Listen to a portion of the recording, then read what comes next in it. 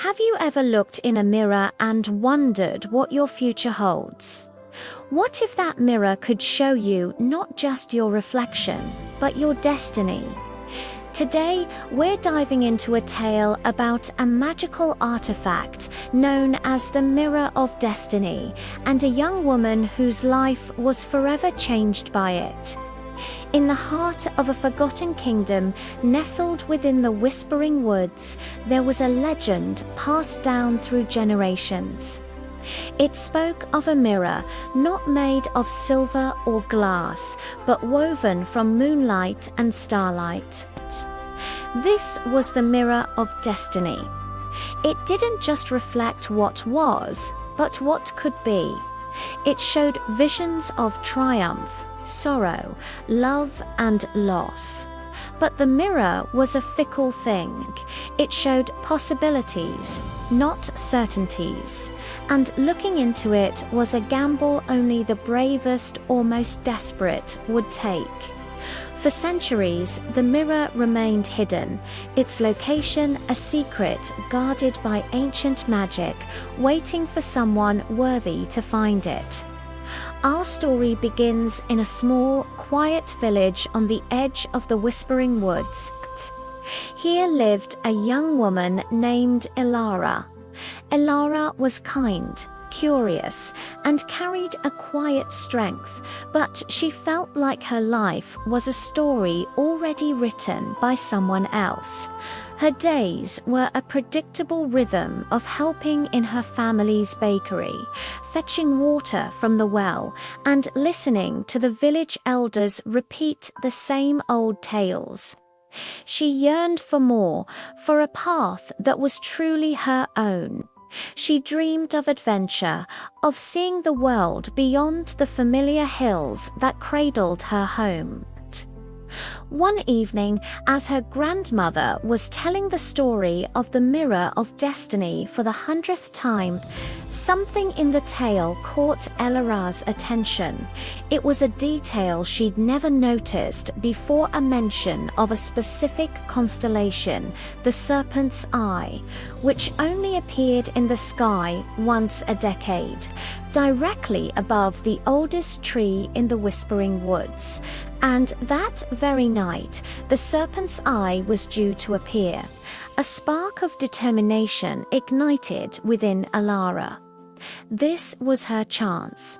She decided she would seek the mirror not to see a perfect future, but to find a clue, a hint, any sign that her life could be more than what it was. Under the cloak of darkness, with only a small lantern and a heart full of nervous excitement, Elara ventured into the Whispering Woods. The woods lived up to their name.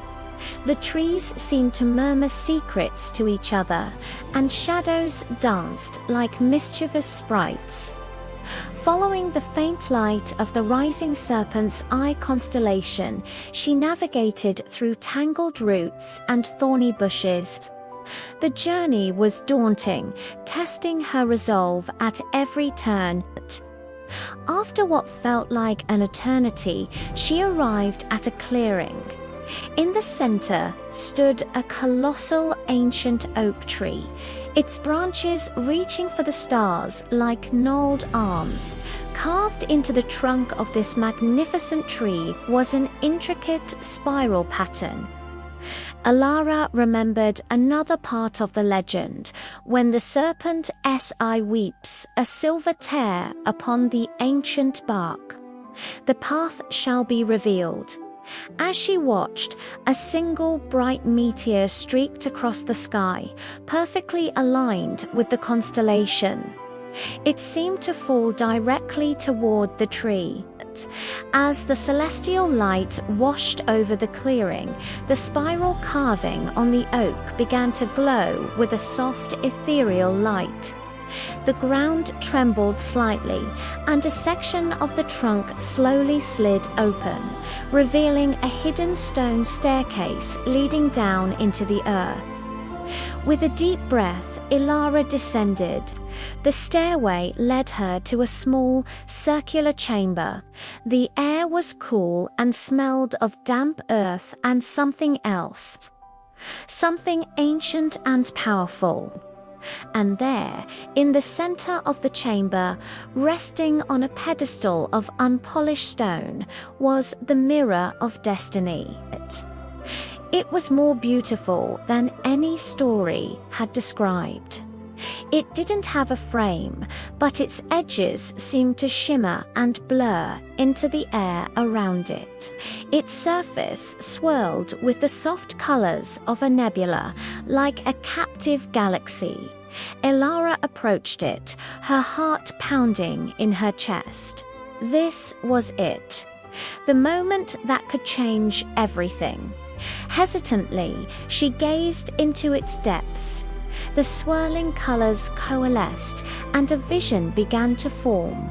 She saw herself, but older, wearing fine silks and a crown, standing on a balcony overlooking a grand city.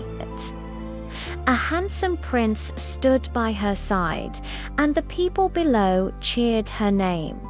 She was a queen, loved and admired. A wave of relief and joy washed over her. So this was her destiny, a life of comfort, royalty, and adoration. It was more than she could have ever dreamed of. For a moment, she was completely captivated by this beautiful future. But as the vision faded, a new one began to take its place. This time, the scene was dark and grim. She saw the same grand city, but it was in ruins, shrouded in smoke and despair. The people were starving, their faces etched with suffering. And she was there, still a queen, but now a figure of scorn. Her crown was tilted, her expression one of helpless sorrow. The prince was gone, and the cheers had been replaced by angry shouts and curses. The mirror was showing her the cost of that first beautiful destiny, a kingdom won through a devastating war, a throne built upon the ashes of countless lives. Horrified, Elara stumbled back. The mirror wasn't showing her one destiny. It was showing her the consequences of her choices. The beautiful future came at a terrible price. As she stared, another vision appeared. This time, she saw herself back in her village. But she wasn't just a baker's assistant anymore. She was a leader, a teacher, an innovator. She had introduced new farming techniques, established a school for the children, and organized trade routes with neighboring towns. Her village was thriving, prosperous, and happy. She wasn't a queen with a crown, but she was respected and loved by her community. She was surrounded by friends and family, her life filled with purpose and genuine connection. And then one final vision materialized. It showed her as an explorer, a lone figure charting unknown lands. She was navigating treacherous seas, climbing towering mountains, and discovering ancient ruins. Her face was weathered by the sun and wind, but her eyes shone with wisdom and fulfillment. It was a life of solitude and constant challenge, but also one of incredible freedom and discovery. She was living the adventure she had always craved. The visions ceased, and the mirror returned to its swirling, nebulous state. Elara stood in the silent chamber, her mind racing. The mirror hadn't given her a single, easy answer. It hadn't told her what to do. Instead, it had shown her possibilities, each born from a different set of choices. The path to becoming a queen, the path to enriching her community, the path to exploring the world. None of them were pretending. They were all potential futures she could build herself. Elara realized the truth. Destiny wasn't a destination you arrived at. It was the road you chose to walk, step by step. The power wasn't in the mirror, it was within her. The mirror was simply a tool that had shown her the scope of her own potential and the weight of her own decisions. She didn't need a magical object to tell her who to be. With a newfound clarity and a sense of empowerment she had never felt before, Elara turned away from the mirror of destiny. She left it in its hidden chamber for the next soul brave enough to seek not an answer, but a question. She climbed the stone steps and emerged back into the whispering woods, just as the first light of dawn was breaking through the trees. The world looked different now, brighter, full of endless possibilities. Elara walked back to her village, not as someone waiting for her life to happen, but as the author of her own story. She didn't know which path she would ultimately take. Maybe she would combine elements from all the visions. Maybe she would forge a path entirely new. But for the first time, she knew with absolute certainty that the choice was hers, and hers alone.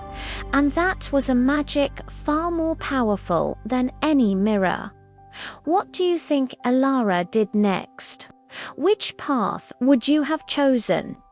The story of the Mirror of Destiny reminds us that our future isn't set in stone. Every day we make choices that shape the person we become and the life we lead. Thanks so much for watching and journeying with us today.